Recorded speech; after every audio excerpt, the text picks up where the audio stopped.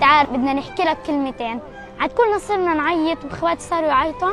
عاد طلعنا مع دار بقربوا لنا يعني على هنا. اجينا من اول ما اجينا قعدنا في الشارع. فاجى صاحبي الدار وقالنا قالنا تعالوا خلاص في عندي مخزن تعال جرة.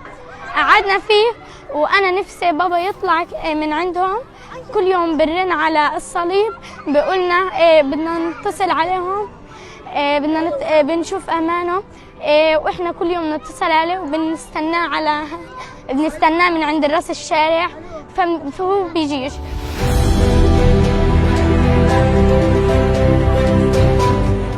في منطقة دق الزيتون صار في حزام نار على كل البيوت اللي حوالينا.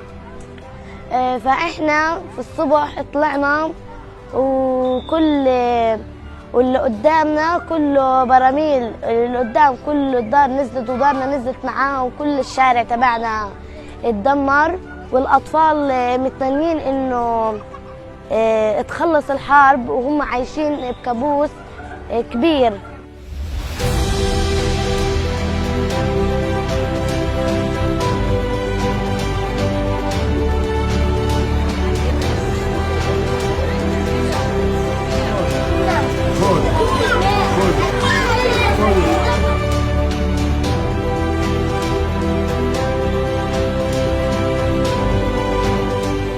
صحتهم اتدهورت، سخونة كنا ل40 درجة حرارة ما تنزل حتى لا بخافض حرارة ولا حتى كمادات.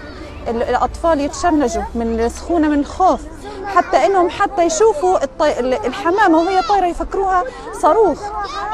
الطفل لما يصحى من النوم يقول لي يما أنا القصف يعني هذا تشنا نخلصه، يعني يسكر باب الدار يفكروه قصف.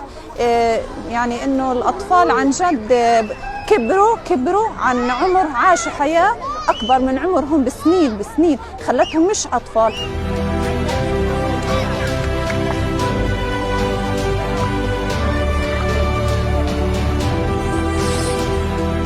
تخلص الحرب واصير دكتوره واكمل تعليمي واكمل دراستي. وانا بخاف كثير من الحرب عشان صحباتي نصهم استشهدوا.